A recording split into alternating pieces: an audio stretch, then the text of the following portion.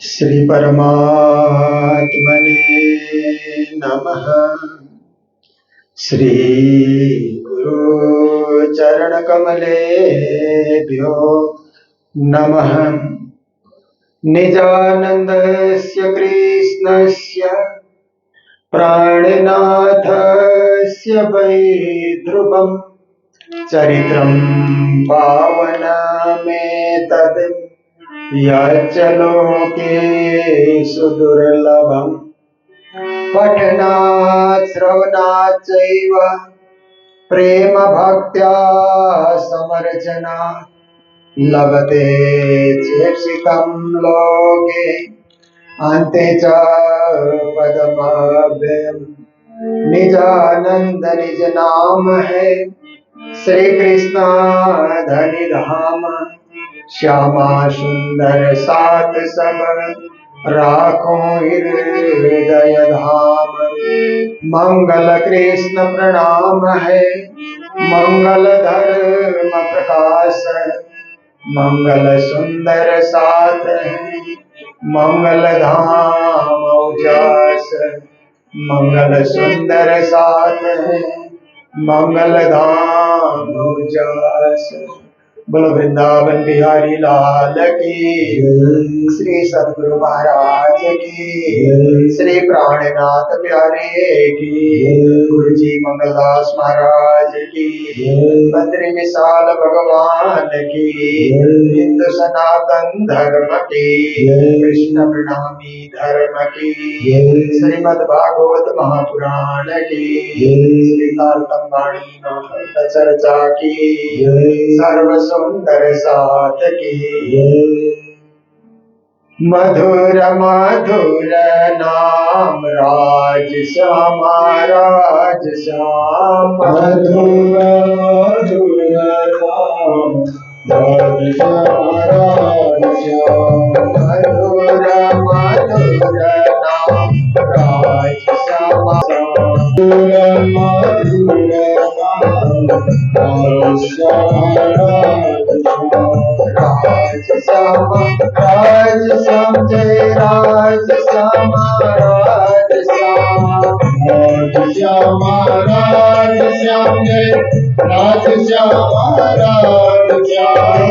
राज श्यामा राज श्याम। राज श्यामा राज श्याम। मधुर मधुर नाम राधे कृष्ण राधे श्याम। मधुर मधुर राधे कृष्ण राधे श्याम। राधे कृष्ण राधे श्याम राधे कृष्ण राधे श्याम। राधे कृष्ण राधे श्याम राधे कृष्ण राधे श्याम। राधे कृष्ण राधे श्याम। राधे कृष्ण राधे श्याम। राधे कृष्ण राधे श्याम। राधे कृष्ण राधे श्याम। मधुर मधुर नाम राधे कृष्ण राधे श्याम। मधुर मधुर नाम राधे कृष्ण राधे श्याम। मधुर मधुर नाम राज श्यामा राज श्याम। मधुर मधुर नाम राज श्यामा राज श्याम। राज श्यामा राज श्याम। राज श्यामा राज श्याम। राज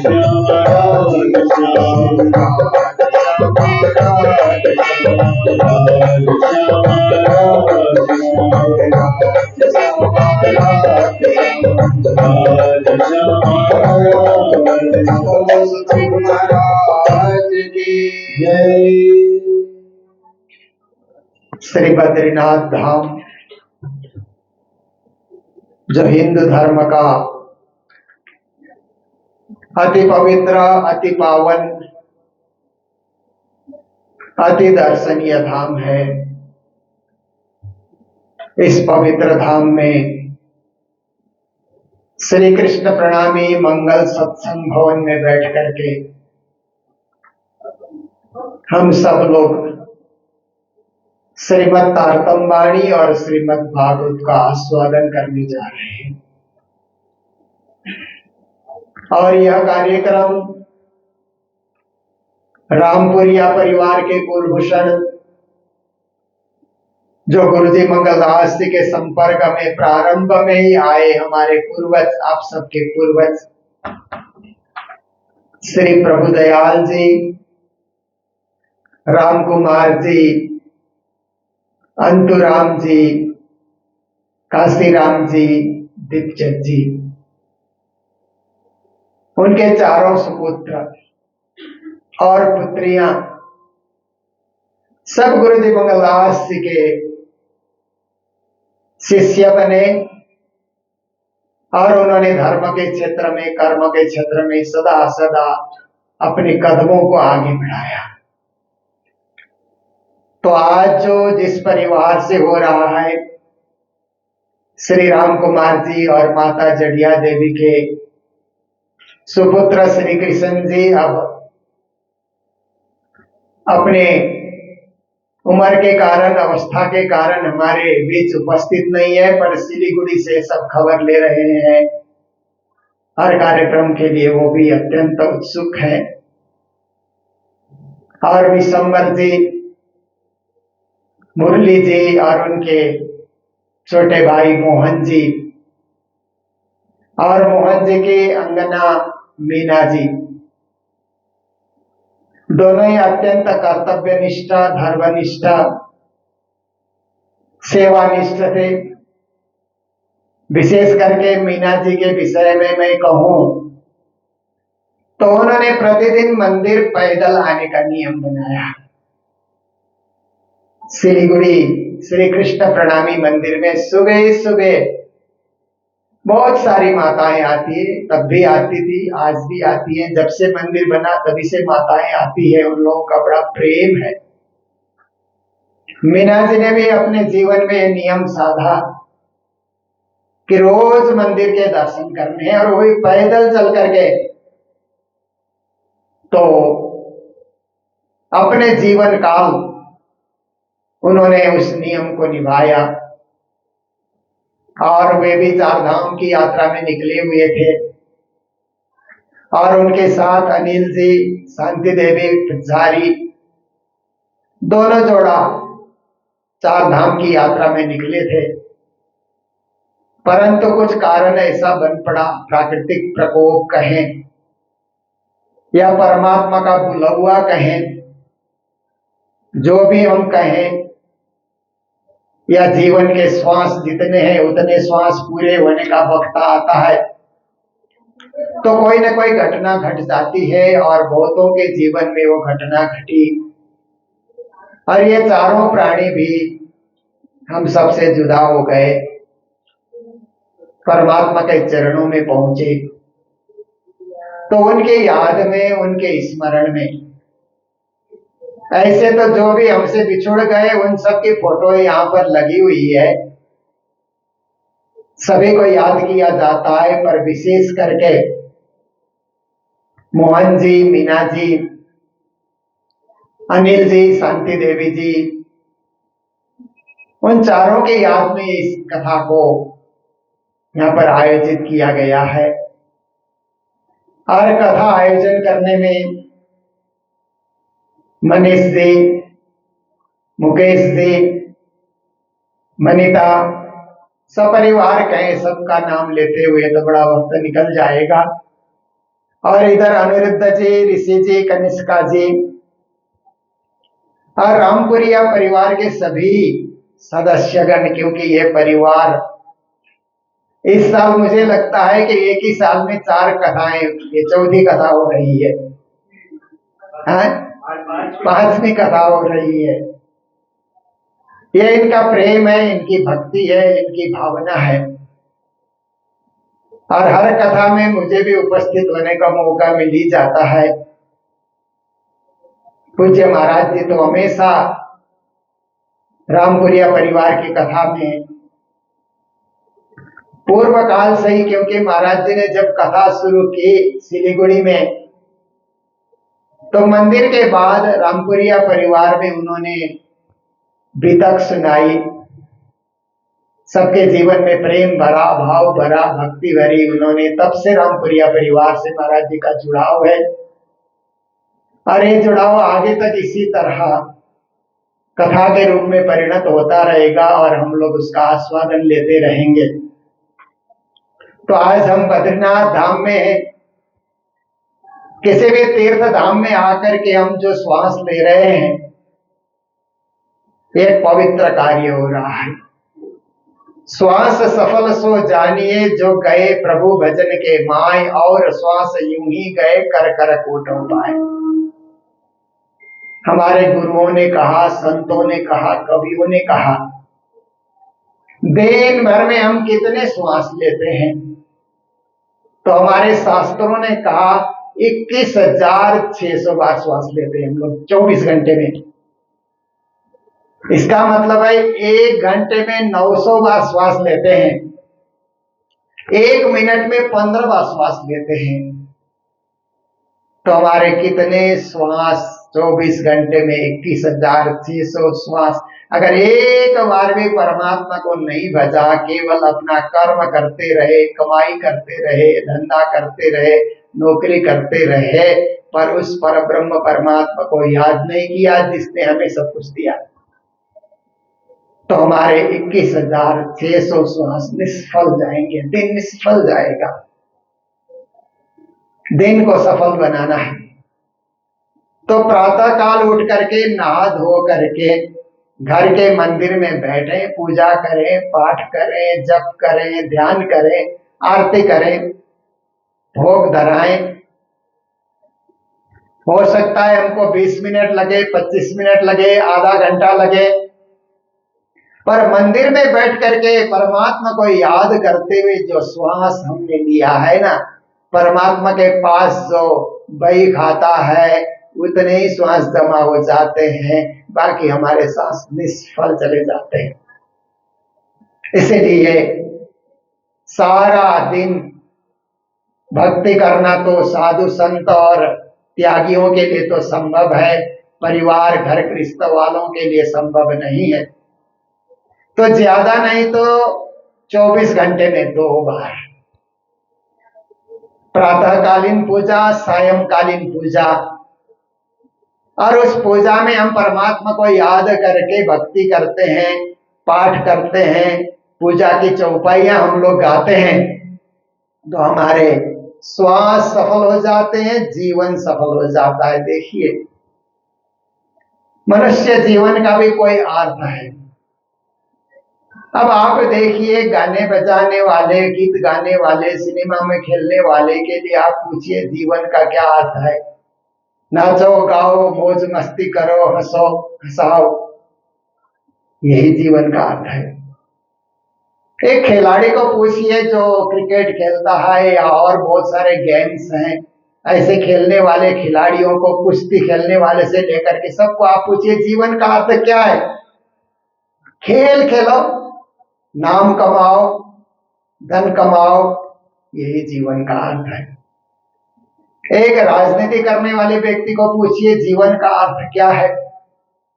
चुनाव लड़ो, जनता से मत बटोरो, नेता बनो, मंत्री बनो, धन कमाओ, यही जीवन का अर्थ है। पर एक समाज सेवा करने वाले व्यक्ति को पूछिए कि जीवन का अर्थ क्या है? वो कहेगा अपने परिवार की सेवा तो हर कोई करता है, हम समाज की सेवा करें, मानवता की सेवा करें, पशु कल्याण के लिए कार्य करें, जीव कल्याण के लिए कार्य करें और परहित के लिए हम कार्य करें, यही जीवन का मूल्य है, यही जीवन का अर्थ है। एक धार्मिक व्यक्ति को पूछा जाए कि जीवन का अर्थ क्या है, जीवन का मूल्य क्या है, वो कहेगा पूजा करें, पाठ करें, जप करें, ध्यान करें, प्रभु परमात्मा को याद करें और अच्छा जीवन जिए, किसी का दिल न दुखाएं, किसी को चोट न पहुंचाएं, किसी को कष्ट न दें, परमात्मा को याद करके जीवन को सजाएं। जैसे बागों में फूल सजते हैं ना, बागों में फूल सजते हैं तो फूल कितने पवित्र लगते हैं ना, देखने में भी सुंदर, सुगंध भी बिखेर देते हैं। मात्र देखने में सुंदर नहीं, फूलों में सुगंध भी है, फूलों में रस भी है और फूलों में कोमलता भी है। ऐसे ही गुण हम में आ जाए कि हम खिले संसार में, कर्म के क्षेत्र में भी, धर्म के क्षेत्र में भी, समाज के क्षेत्र में भी हम अच्छे इंसान बने और हमारे से कोई न कोई सुगंधी निकले। क्या सुगंधी? ज्ञान की सुगंधी, भक्ति की सुगंधी, सेवा की सुगंधी। ये सब सुगंधी नहीं होती है तो लोग इतर छीट करके सुगंधी अपने शरीर से निकालने के लिए प्रयास करते हैं ना, वो तो आर्टिफिशियल है ना। आपकी भावना की सुगंधी, आपकी भक्ति की सुगंधी, आपके प्रेम की सुगंधी, आपके समर्पण की सुगंधी लोगों के बीच जाए, ऐसा कुछ कार्य हम करें और फिर हमारा जीवन रसमय हो। क्योंकि बहुत सारे लोगों का जीवन शुष्क होता है ना, मिलते भी हैं तो हंसते हुए जो है नहीं मिलते हैं ना, चेहरा उनका एकदम मुरझाया हुआ होता है। बोलते भी हैं तो कुछ ना कुछ कटुवाक्य बोलते हैं, प्रेम नहीं झलकता है। और कुछ लोग ऐसे होते हैं कि हंसते मुस्कुराते हुए मिलते हैं, बातें भी ऐसे करते हैं, खुश मिजाज नजर आते हैं। जीवन एक बार हमको मिला है तो इसको सजाना चाहिए, इसको एकदम नीरस नहीं बनाना चाहिए। नीरस जीवन जीने का अर्थ क्या हुआ? परिवार में भी कोई व्यक्ति नीरस जीवन जी रहा है तो परिवार के अन्य सदस्यों को भी आनंद नहीं आएगा। परिवार के एक व्यक्ति को क्रोध आता है, मान लीजिए आप, तो घर के सारे सदस्य दुखी होते हैं ना। कभी कभी भोजन तैयार करके एकदम खाने के लिए बैठने के समय में एक सदस्य को क्रोध आ जाए तो भोजन का स्वाद नहीं मिलता है, जीवन जीने का स्वाद नहीं मिलता है, सब निराश हो जाते हैं, सब दुखी हो जाते हैं। कहीं आग जलती है तो उसकी धुआं से सबके आंखों में क्या है कि जलन होती है ना। तो हमारे जीवन से किसी के जीवन में जलन हो, हम कटु वाक्य बोल करके, कटु व्यवहार करके, गुस्सा करके, द्रोह करके, विद्रोह करके, ये जीवन जीना कोई जीवन का अर्थ नहीं है। हमारे जीवन से रस उत्पन्न हो, हम प्रेमी बने, भक्त बने, सबसे मिल करके रहें, सबके साथ हिलमिल स्वभाव हम बना करके रहें, ये जीवन जीने का अर्थ है। और चौथे नंबर में हमें कोमलता हो, कठोरता जीवन में न रहे, क्योंकि कठोर जीवन किस काम का? कठोर व्यक्ति तो झुकता भी नहीं है, प्रणाम भी नहीं करता है। हम झुके, प्रणाम करें, विनम्र बने, सेवा भावी बने, समर्पित बने, गुरुजन मिले तो उनको झुके और अपने से बड़े बुजुर्ग मिले तो उनके सामने हम नतमस्तक हो, प्रणाम करें, सबका आदर करें, सबका कदर करें, सबका सम्मान करते। तो महामती स्वामी श्री प्राणनाथ जी महाराज इसी संदर्भ में तारतम वाणी में तो चौपाई ही चौपाई है। जैसे श्रीमद् भागवत में कथा ही कथा है, शुरू से लेकर के अंत तक भागवत में बहुत सारी कथाएं आती है। उन कथाओं के माध्यम से ज्ञान सुनाया जाता है, भक्ति सुनाया जाता है। पर तारतम वाणी में क्या है?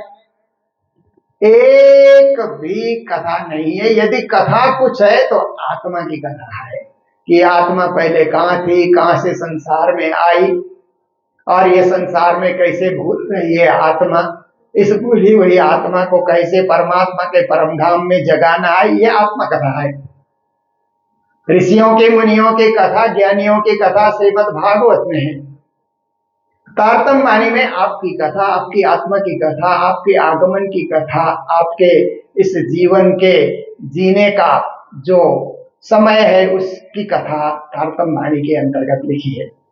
तो प्राणनाथ जी महाराज कहते हैं, आपो अवसर केम भूलिए, कारण एक कोलिया अन्ना एटला माटे आप मुझाई, केटला करो सो कई कोट विगन्ना। कहते हैं कि जीवन एक अवसर है, जीवन जो हमको मिला है ना, ये अवसर है कुछ करने के लिए। अवसर आता है तो कर ही देना होता है। जैसे आप देखिए, विद्यार्थी पढ़ते हैं तो एग्जाम एक अवसर है ना पास होने के लिए। पढ़ते तो हैं पर एग्जाम अटेंड नहीं करते हैं, अवसर चुक गए, उनको अब ग्रेड नहीं मिला अगले क्लास में जाने का मौका नहीं मिला। खेती करते हैं तो फसल उठाने का एक समय आता है, तभी उठाओ तो पूरा पूरा फायदा हो जाता है। व्यापारी लोग होते हैं तो त्योहार बार आते हैं तो ज्यादा बिजनेस करने का अवसर आता है, उस समय दुकान बंद करके बैठ गए। तो ऐसे ही आप देखिए कि जीवन में कोई पर्व आते हैं, कोई मेला, होली हो, दिवाली हो, श्री कृष्ण जन्माष्टमी हो, राधाष्टमी हो, या किसी तीर्थ में जाने का अवसर मिले तो अवसर का पूरा पूरा लाभ लेना चाहिए, जीवन के अवसर का लाभ लेना चाहिए। ऐसे समय में भी हम अवसर से वंचित रह गए।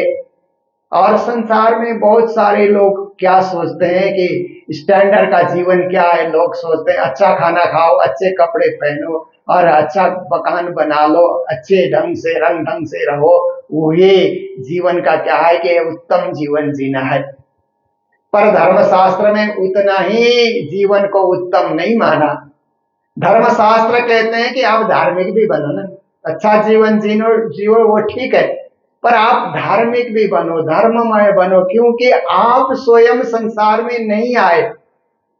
आप लाख कोशिश करो फिर भी संसार में आप स्वयं आ नहीं सकते, कोई आ नहीं सकता। आप दुनिया में अपने आप नहीं आए हैं, किसी महाशक्ति ने आपको भेजा है दुनिया देखने के लिए, दुनिया में विचरण करने के लिए, दुनिया में सत्कर्म करने के लिए, दुनिया में कुछ अच्छा नाम करने के लिए किसी ने आपको भेजा है। हम कहते हैं तारतम वाणी में श्री राज जी ने हमें भेजा। हम उनके चरणों में आत्मा रूप में विचरण करते थे, परंतु उन्होंने ये दुनिया देखने का एक मौका हमको दिया कि जाओ संसार भी देखो, मेरी रचना को देखो, मेरी सृष्टि को देखो। हम आए इस सृष्टि में, आने के बाद हम मैं ऐसा ही हम सोचते रहे कि हम खुद ही आए, हम खुद ही ये कर रहे हैं, ऐसा हम सोचते रहेंगे तो जीवन के अर्थ को नहीं समझा और धार्मिक नहीं बने। धार्मिक व्यक्ति तो यही सोचता है कि परमात्मा ने हमें संसार देखने का मौका दिया, एक परिवार के साथ जीने का मौका दिया, माता पिता की सेवा करने का मौका दिया, और इस संसार में अच्छा जीवन जी करके उनकी भक्ति करने का मौका भी परमात्मा ने हमें दिया है। इसलिए हम स्वयं कुछ नहीं है, जिसने हमें खड़ा किया है हम उसके हैं और उसके बन करके रहेंगे, आजीवन उसी के बन करके रहेंगे। क्योंकि देखिए हमारे चाहने से कुछ नहीं होता है। हमारे पास आंखें हैं वो भी परमात्मा की कृपा है, हमारे पास मन है वो भी परमात्मा की कृपा है, हमारे पास हृदय है वो भी परमात्मा की कृपा है। सब कुछ तो उनकी कृपा है। हाथ है, पांव है, आज हम चल सकते हैं, हाथ से काम कर सकते हैं, मुख से बोल सकते हैं। देखिए पशुओं को देखिए, 1000 कोशिश करें तो भी वो बोल नहीं सकते हैं। हमारे पास बोली है, किसने बोली दी? और हमारे पास बुद्धि है, विवेक है, सोच है, समझ है। इसलिए धर्मशास्त्र कहते हैं जिसने तुम्हें पैदा किया उसको याद करो। वो तुमसे कुछ नहीं चाहेगा, तुम्हारा धन तुम्हारे पास, तुम्हारा वैभव तुम्हारे पास, तुम्हारी संपत्ति तुम्हारे पास, तुम्हारा मान सम्मान तुम्हारे पास, तुम खुश रहो, परंतु याद करते रहो। इसके लिए हम लोग उदाहरण देते हैं कि आजकल के हमारे बच्चे हैं ना, वो हायर एजुकेशन के लिए विदेश जाते हैं। कोई यूएसए जाता है, कोई कनाडा जाता है, कोई यूके जाता है, कोई ऑस्ट्रेलिया जाता है, कोई बहुत सारे देशों में जाते हैं। वहां जाने के बाद, वहां की सुविधा देखने के बाद भारत लौटने का उनका मन नहीं करता। बहुत 5% लड़के लड़कियां ही आती हैं, बाकी तो वहीं बस जाते हैं। तो वहां बसने के बाद माता पिता उनको जब कभी फोन करते हैं, अब चिट्ठी का जमाना तो नहीं रहा, कुछ मैसेज करते हैं या फोन करते हैं, तो माता पिता यही कहते हैं कि बच्चों तुम लोग खुश रहो, जहां हो खुश रहो, अच्छे मकान में रहो, अच्छी कमाई करो, तुम्हारी कमाई हमें नहीं चाहिए। तुम अपने पास ही रखो कि तुम कमा करके हमें भेजोगे, आशा हम नहीं रखते। पर कभी कभी याद किया करना, हम माता पिता हैं, हम बैठे हुए हैं, हमने बचपन में तुम लोगों को पढ़ाया बढ़ाया, इसलिए कभी कभी याद किया करना। और कुछ नहीं चाहिए हमें, उसी से हम संतुष्ट हो जाएंगे, खुश हो जाएंगे। ऐसे ही परमात्मा भी हमसे कुछ नहीं चाहते हैं। हम पूजा करते हैं, भोग व्यंजन अर्पण करते हैं, वो तो हमने एक भावना से की। पर परमात्मा पूजा के भूखे नहीं है, वो तो प्रेम के भूखे है ना। हम प्रेम चढ़ाएं उनको, भावना चढ़ाएं, भक्ति चढ़ाएं उनको, उसी से परमात्मा खुश हो जाते हैं। सामग्री तो एक माध्यम है चढ़ाने के लिए, भावना अरूप है, प्रेम अरूप है। अरूप प्रेम को परमात्मा से कैसे चढ़ाएं? इसलिए फूल से जोड़ करके, कभी दक्षिणा से जोड़ करके, कभी फल से जोड़ करके हम परमात्मा को हृदय का भाव चढ़ा रहे हैं। और भाव का भूखा हूं मैं, भाव ही एक सार है, भाव से जो भजता मुझे तो भाव से बेड़ा पार है। तो प्रहलाद जी ने कहा यह अवसर को न भूलो, कारण एक को लिया अन्न खाना पीना, इतना ही जीवन का अर्थ नहीं है। एटला माटे आप मुझा, इसी काम में जीवन को लगा लगा करके भी आप क्या पाओगे? केटला करो छो कई कोट विघ्न, कभी कभी जीवन में इतने विघ्न हो जाते हैं केवल पेट भरने के लिए। तो करें तो क्या करें? फिर प्राणनाथ जी ने अगली पंक्ति में उन्होंने ही जवाब दिया कि वृथा का निगम रे पामी पदार्थ चार, उत्तम मान को कंड भरत नो श्रेष्ठ कुली सिरदार। अरे मानव, जीवन को सही सजाना है तो चार पदार्थ को समझो। उत्तम मानको, ये मनुष्य जीवन मिला है तो मनुष्य जीवन को व्यर्थ जाने नहीं देंगे। इस जीवन से जो कुछ भी पुण्य हो सकता है, धर्म हो सकता है, सत्कर्म हो सकता है, वो हम करके ही रहेंगे। ये हमारा लक्ष्य होना चाहिए, उत्तम मानको। क्योंकि पशु ऐसा लक्ष्य रखेंगे तो उनके पास वो बुद्धि विवेक नहीं है। हम वो लक्ष्य रखेंगे तो हम उस लक्ष्य को पाएंगे। जैसे इस परिवार ने लक्ष्य रखा, मुझे ये भी आज के दिन बताना था कि बद्रीनाथ में माता पिता के नाम से भागवत कथा रखनी है, वाणी चर्चा रखनी है। इन्होंने अपने जीवन में सोचा तो देखिए सिद्ध हुआ, अच्छा हुआ, और गतात्मा को भी शांति मिलेगी। और आज के दिन कुछ बोलने के लिए मैंने मनीष जी को कहा था कि अपने परिवार के विषय में खुद ही बोलो, तो उन्होंने कहा कि मेरे लिए थोड़ा अपने ही माता पिता सबके लिए बोलना थोड़ा सा कठिन होगा। तो मुझे उन्होंने बताया कि ये अष्टमी की जो तिथि है, इस बार तो अष्टमी नवमी साथ में ही है, पर ये दुर्गाष्टमी की जो तिथि है ये उनके माँ के लिए एक जन्म तिथि भी है। माँ इसी दिन दुनिया के अंदर आई, इसलिए पावन दिन है। फिर इन्होंने माता पिता को जो श्रद्धांजलि दी, पुण्य तिथि इन्होंने मनाया, वो भी आज के दिन ही मनाया, अष्टमी की तिथि में। और ये कथा करा रहे हैं बद्रीनाथ धाम में भी आज भी वही तिथि है। तो कैसे संयोग के महाराज जी तो अपनी डायरी देख करके जहाँ खाली रहती है वही तारीख दे देते हैं, पर अचानक सब कुछ संयोग जुड़ जाता है और अचानक ही सब कुछ हो जाता है। तो परमात्मा की असीम कृपा है कि सब कार्य खुद ब खुद अपने आप सज करके तैयार हो जाता है। तो ऐसे पुण्य कार्य में हमेशा आगे बढ़ चढ़ करके भाग लेना चाहिए। उत्तम मानक हो, मनुष्य जीवन उत्तम बनाने का यही सुखद अवसर है। फिर कहते हैं खंड भरतनु, हमारा जन्म भारत में हुआ, इसलिए देश प्रेम की भावना भी हम लोगों में हो। जैसे आप देखिए ना कि जो अमेरिका में जन्म लेते हैं वहां देश प्रेम की भावना करते हैं, जो लोग इंग्लैंड में होते हैं, ऑस्ट्रेलिया में होते हैं, यूरोप में होते हैं, सब में देश प्रेम की। जापान के लोग तो और ज्यादा देश प्रेमी होते हैं। मैंने सुना कि एक स्वामी जी थे जो पहले विदेश यात्रा करते थे, तो वो जापान में परिभ्रमण कर रहे थे, तो अब जापान में कुछ खाते नहीं थे, वहां सब नॉन वेज लोग होते हैं, तो फल ढूंढते रहे, फल नहीं मिला। तो उन्होंने कहा ये कैसा देश है, फल भी नहीं है। एक छोटा सा विद्यार्थी ने सुना, तो कैसे दो चार फल ला करके उस विद्यार्थी ने दिया। तो उन्होंने पैसे देना चाहा, महात्मा जी ने कहा नहीं नहीं नहीं चाहिए, और आप ऐसा ना बोलिए कि एक ऐसा जापान देश है कि फल ही नहीं मिलता है। आप इंडिया में जाकर के ऐसी बात करोगे तो हमारे देश की बदनामी हो जाएगी, इसलिए आप पैसा मत दीजिए, फल खाइए, हमारे देश की बदनामी मत कीजिए। तो ऐसे ही हम भारतवासी हैं। देश प्रेम की भावना, देश प्रेम की भावना होती है तो राष्ट्र प्रेम की भावना होती है, राष्ट्र प्रेम की भावना होती है तो विश्व कल्याण की भावना होती है, और देश प्रेम ही धर्म प्रेम है, देश प्रेम ही परमात्मा प्रेम है। क्योंकि हमारे देश में जितने भी हमारे पूर्वज हुए सब परमात्मा के प्रेमी हुए, ऋषि मुनि महात्मा जो भी हुए परमात्मा प्रेमी हुए। इसलिए प्राणनाथ जी ने कहा कि भारतवासी या भारतवंशी हिंदू सनातन धर्मावलंबी होना और उसको अच्छी तरह से प्रतिपालन करना, ये भी हमारा दूसरा कर्तव्य है। तो उत्तम मानको खंड भरतनु, फिर कहते हैं श्रेष्ठ कुली, सत्य बीता, द्वापर बीता, त्रेता बीता, द्वापर बीता, अब कलियुग में हम लोग जी रहे हैं। पर कहते हैं कि कलियुग श्रेष्ठ नहीं है, क्योंकि इस युग में ज्यादा लोग क्या है कि एकदम आतंक फैलाने वाले, लड़ने झगड़ने वाले, लूटमार करने वाले, काला धंधा करने वाले, ऐसे लोग कलियुग में ज्यादा होते हैं, ऐसा बताया जाता है। पर कलिकर एक परम प्रतापो, मानस पुण्य होय नहीं पापू, रामायण में लिखा हुआ है कि कलियुग में एक पुण्य भी है कि आप और युग में ज्यादा समय भी भक्ति करोगे तो वो फल, मोक्ष फल नहीं मिलेगा। कलियुग में थोड़ा भी समय आप दोगे, एक आध घंटा भी आप दोगे तो मोक्ष के आप भागी बन सकते हो। इसीलिए कलियुग में परमात्मा की प्राप्ति भी जल्दी हो सकती है। तो प्राणनाथ जी ने भी इस चीज को बताया कि उत्तम मानक खंड भरत श्रेष्ठ कली, कलियुग को हम श्रेष्ठ बनाए।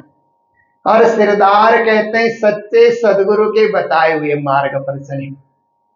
तो रामपुरिया परिवार तो कितना भाग्यशाली है कि गुरुजी मंगलदास जी ने जो भी बताया अपने जीवन काल में आज भी पालन कर रहा है। और इस परिवार की विशेषता मैं देखता हूं कि बाहर से जो विवाह होकर के बहुएं आती है वो भी फिर इसी में लग जाती है। कई कई परिवार में ऐसा होता है कि बहुएं कहती नहीं नहीं, हम मायके से जो मान रही है उसी को हम मानेंगे। ऐसा इस परिवार में नहीं होता है। आते ही सब झुक जाते हैं, लग जाते हैं, पूजा पाठ में लग जाते हैं, मंदिरों में आना, कथा कीर्तन में आना, ऐसे इस परिवार में देखा जाता है। ये गुरुजी मंगलदास जी महाराज की असीम कृपा है। बाकी आप लोग और एक दवाई उपचार भी आप लोग करते हैं, महात्मा जी का वरदान है, वो तो है ही है आप लोगों के पास।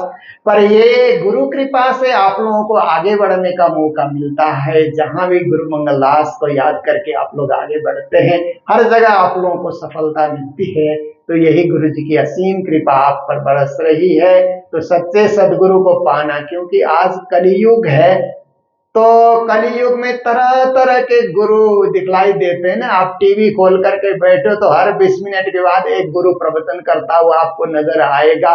सब कुछ अच्छा ही बता रहे हैं, परंतु क्या कर रहे हैं, क्या होगा, मोक्ष का द्वार कहाँ होगा, कौन सा मंत्र हमें जपना होगा, कौन सी भक्ति करनी होगी, हम तो एकदम कंफ्यूज हो जाते हैं ज्यादा प्रवचन सुन करके। इसलिए एक ऐसा गुरु मिले कि जो ही सब कुछ बता दे हमको, और किसी के पास हमको जाना ही नहीं पड़े। तो गुरुजी मंगलदास जी महाराज जैसे महापुरुष आपको मिले।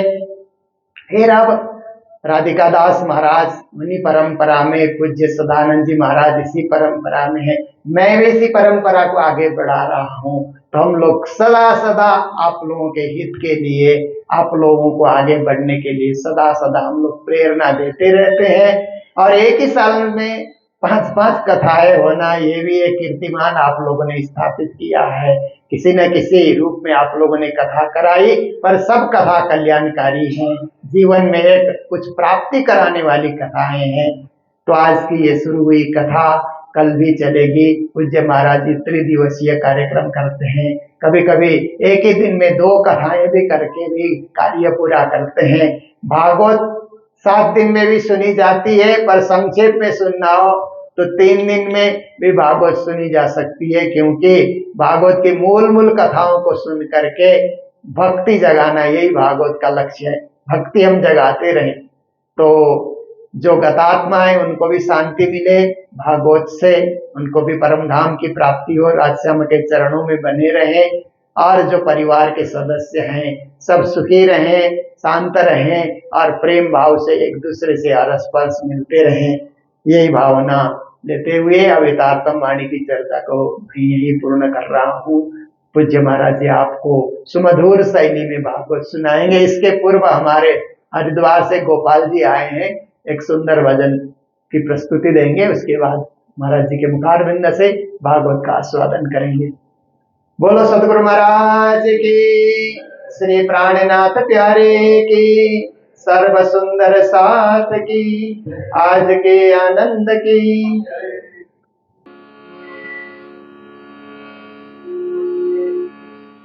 बोले श्री प्राणनाथ प्यारे की जय, श्री बाल मुकुंद भगवान की जय, श्री बद्री विशाल भगवान की जय, बोले सद्गुरुदेव भगवान की जय। कृष्णाय वासुदेवाय हरे परमात्मने प्रणतः क्लेशनाशाय गोविंदाय नमो नमः।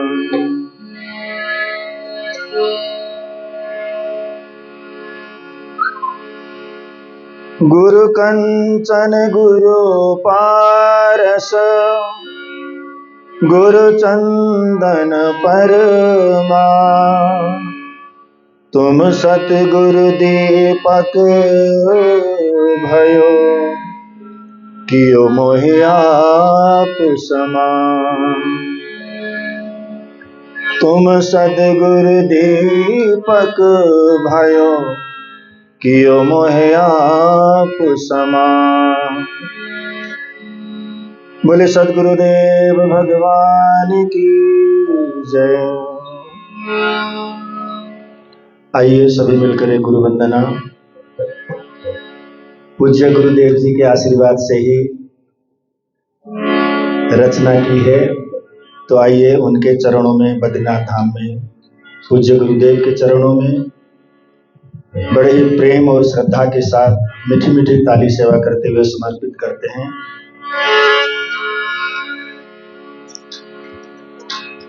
कभी न थकने वाला जग में, कभी न रुकने वाला,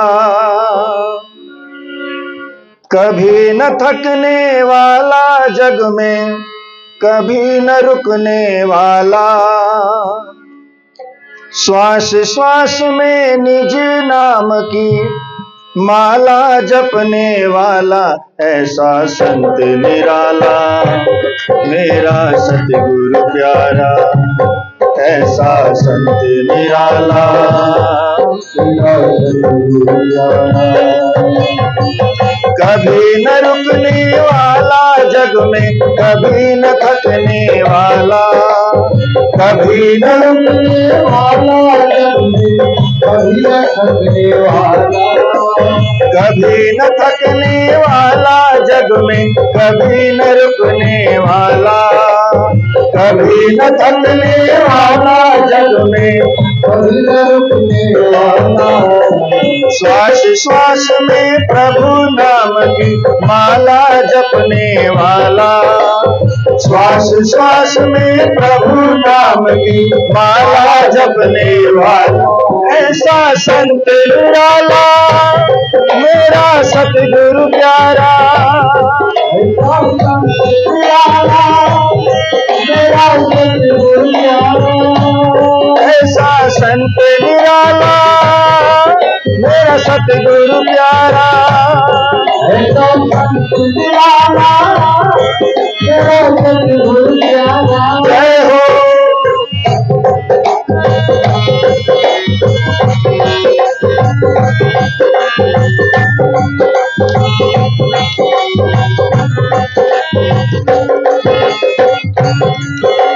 शुद्ध सनातन कृष्ण प्रणामी धर्म की राह दिखाते, शुद्ध सनातन धर्म की राह दिखाते, माधव बनकर मानव सेवा का ये पाठ पढ़ाते, माधव बनकर मानव सेवा की पाठ पढ़ाते, सतगुरु के बचनों को जन जन तक पहुँचाने वाला, सतगुरु के बचनों को जन जन तक पहुँचाने वाला, ऐसा संत निराला मेरा सतगुरु प्यारा, ऐसा संत निराला मेरा सतगुरु प्यारा।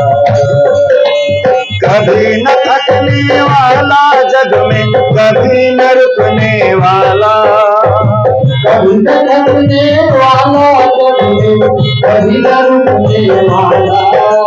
श्वास श्वास में निज नाम की माला जपने वाला, श्वास श्वास में निज नाम की माला जपने वाला।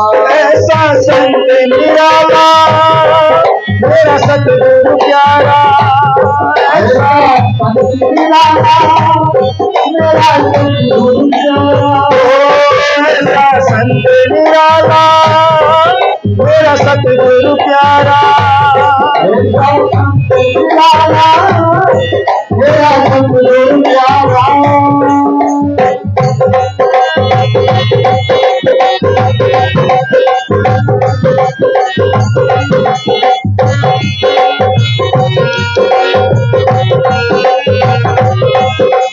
भारत माँ की सेवा करके देशभक्त कहलाए, भारत माँ की सेवा करके देशभक्त कहलाए।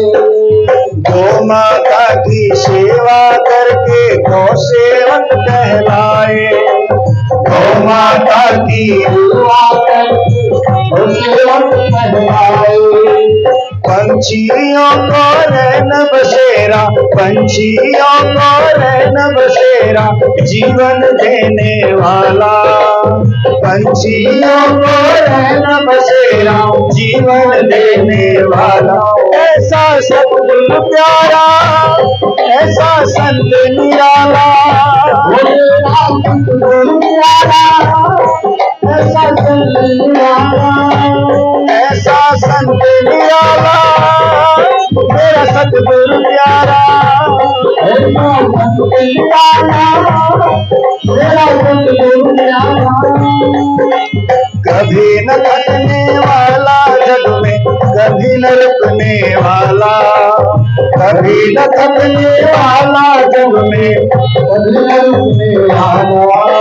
श्वास श्वास में प्रभु नाम की माला जपने वाला, श्वास श्वास में प्रभु नाम की माला जपने वाला। ऐसा संत निराला मेरा सतगुरु प्यारा, ऐसा संत निराला मेरा सतगुरु प्यारा।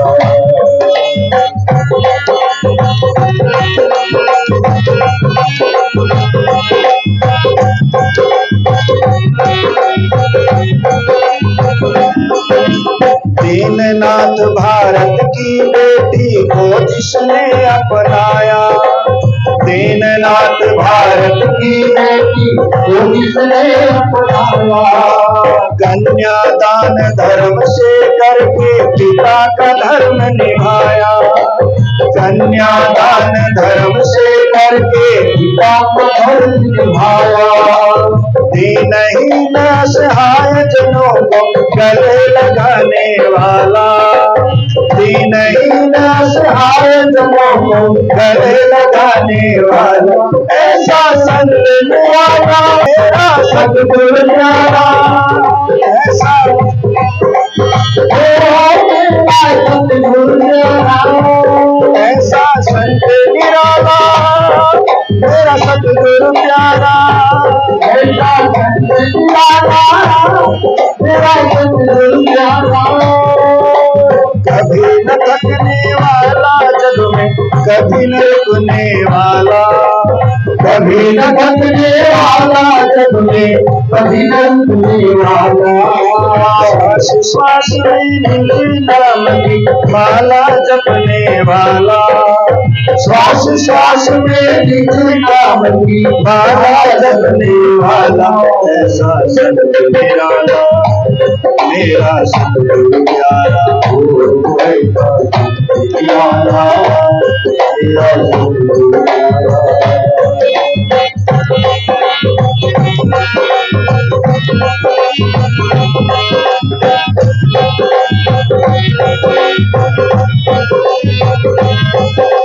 परमार्थ के पथ पे चलकर परमहंस कहलाए, परमार्थ के रथ में चलकर परमहंस। अमंगल हरता मंगल करता सदानंद कहलाए। अमंगल हरता मंगल करता सदानंद कहलाए।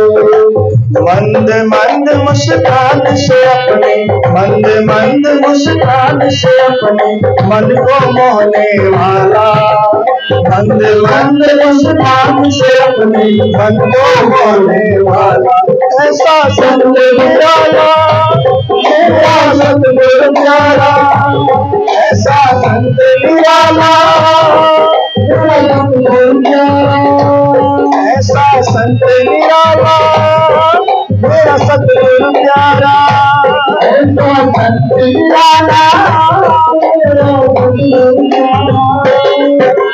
कभी न थकने वाला जग में, कभी न रुकने वाला, कभी न थकने वाला जग में, कभी न रुकने वाला, श्वास श्वास में निजी नाम की माला जपने वाला, श्वास श्वास में निजी नाम की माला जपने वाला, ऐसा संत निराला मेरा सतगुरु प्यारा, ऐसा संत निराला मेरा सतगुरु प्यारा, ऐसा संत